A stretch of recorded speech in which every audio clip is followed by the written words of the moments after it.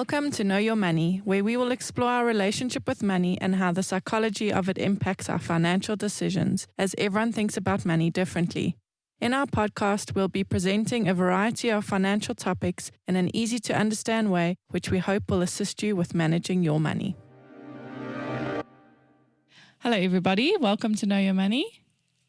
How are you guys today? Which one? Don't know.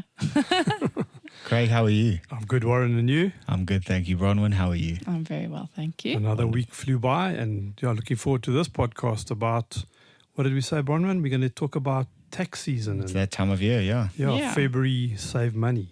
Absolutely. Don't pay the government, don't pay SARS. Or SARS are going to pay us back. Is that how it works? Yeah, so we thought we'd just talk about how you can maximize what you sort of get back from a tax perspective in terms of retirement and your tax-free savings account. We think it's quite an important thing that people sometimes miss and don't realize how much it actually does benefit you. So do you want to... And I think the tax-free savings account is a newer concept, which we often forget about. And I think because of February, you start thinking, oh, well, tax, where else can I save tax? And the government kindly started this tax-free savings plans, which I think is a fantastic way of building up wealth for the future, because all the money that grows in those tax-free accounts are tax-free. There's no capital gains tax, no interest. You can access it any time. But in my view, it's a longer-term investment, and it's there to help your retirement one day. Is this like in the UK, you are allowed a tax-free ISA, they call it, every year? Yes. And I think you can put £3,500, if I'm not mistaken, into it. Yes, correct, per Warren. annum, Yeah. So there's a cap of 36,000 Rand a year. And As that's it stands, as it stands, a tax year. And there's a maximum that you can put away of 500,000. So once you've reached, your contributions have reached 500,000, then you can't put away any more. Right, but that can still continue to compound. Yes, so after the period of time, I think it's 13 or 14 years, when you'll reach that cap at the moment, then after that you can let it compound all the way until you retire. And none of that is taxable. None of it's taxable. Fantastic. And the powerful thing is that when you retire, you can start drawing money out that tax-free investment and you don't pay tax on it. So you can delay drawing money from your retirement annuity or your pension funds, which is really good. And that's why we're bringing it up today, because you're allowed 36,000 Rand a year every year. So if you haven't made use of that and you have like a little bit of a lump sum, February is always a great time to put that in, because then from the 1st of March, that your next 36,000 Rand becomes available for the new tax season. Oh, I see. Okay, yeah. Makes And sense. I think a good way also, if you haven't got the 36,000 or a lump sum because of Christmas, etc., is just to be aware, why don't you start a debit order now? Yes. And then that can accumulate for the next, and you don't have to do the full amount, just start somewhere and put it away. Yeah, Really so I mean, you good. could do 500 Rand, but it is capped at the maximum of 3,000 Rand a month, but you could start anyway. So that was the one So it's point. a monthly cap, not an annual cap.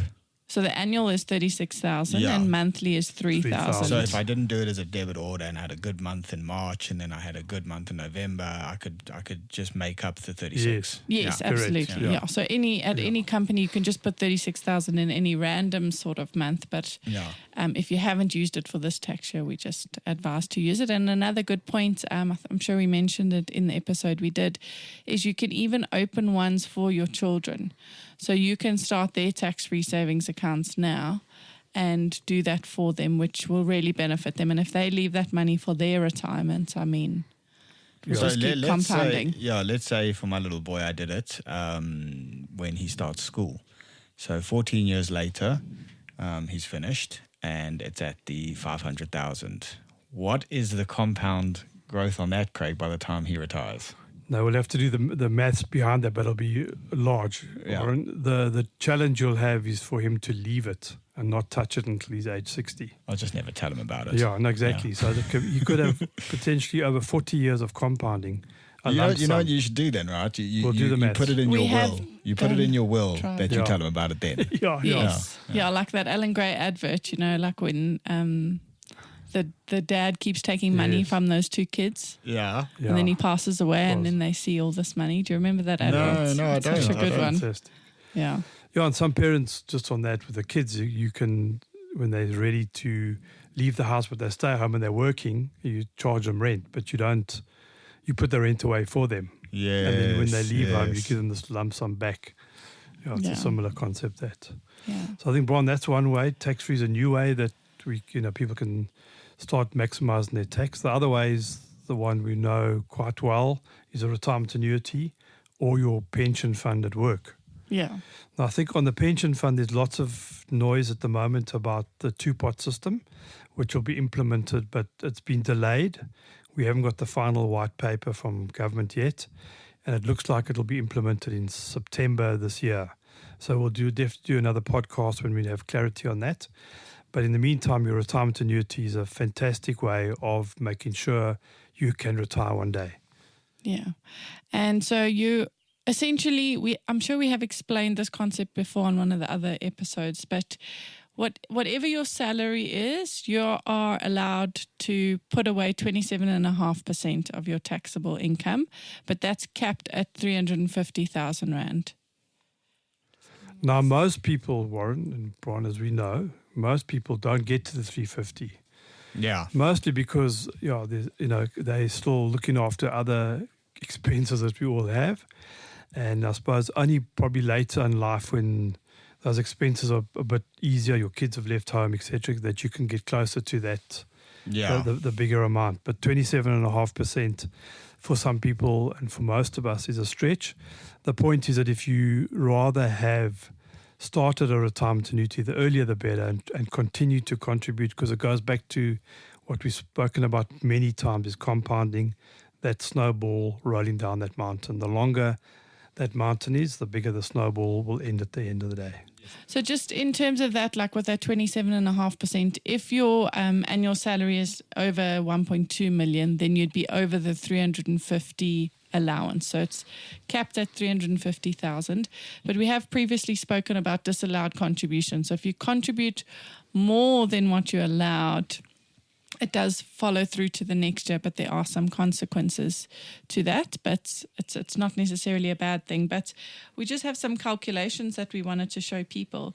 So, for example, if your annual salary was 500,000 Rand, you are essentially allowed to put 137,500 Rand away into a retirement annuity. And if you do that, you're investing 137,000 Rand that can grow however the fund is that you're in. But because you've put all of that into your RA, on your tax returns, you'll either reduce your tax or you'll get tax back of 42,000 Rand. Okay, explain. So essentially what happens is the 137,000 leaves your account, but at the end of the year, SARS pays you back the 42,000. Because this is that benefit that they've created. If you invest in a retirement annuity, we'll give a percentage of what you invest back to you. Okay, and the money they're giving back to you, you've effectively paid as tax anyway? I mean, they're not just... No, so you get a tax deduction now. Yeah. On the contributions to your retirement annuity. And then when you retire from a retirement annuity, you get taxed again. But while that money's sitting in there, it's effectively tax-free and you've got the tax benefit for now. Right, okay. Is that making sense? I think so, yeah. So in broad terms, you've technically paid across 90,000 Rand, but the money invested for you is 137,000 Rand. Right. So it's a massive difference. So that's why retirement annuity in many, many cases is very difficult to beat as an investment because of that.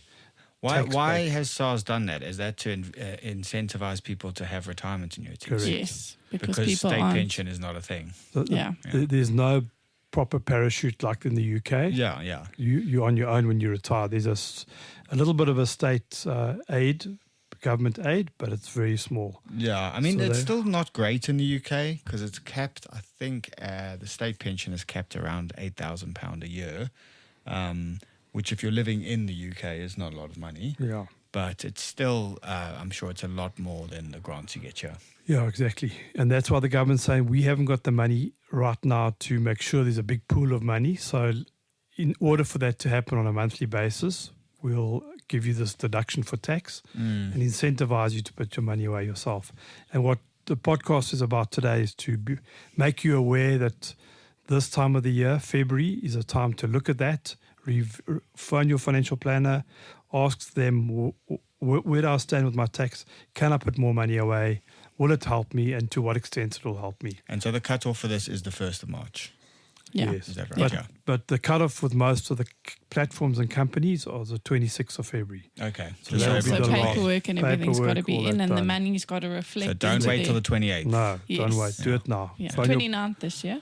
yeah, true, another day. Phone your planner. Yes. Yeah. Absolutely. We hope that makes sense. And if you have any questions or want to reach out to us, you're also welcome to send through an email. And what's the email address? Bronwyn at growthfp.co.za. Thanks for everybody. Enjoy your day and see you next week. See you guys next week. Good Cheers, luck. guys. Thank you. Bye. Thank you for listening. If you have enjoyed this podcast, would like to subscribe, please visit our website www.growthfp.co.za. The information we have provided in this podcast is our personal opinion. For more detailed information, please discuss your financial situation with a financial planner.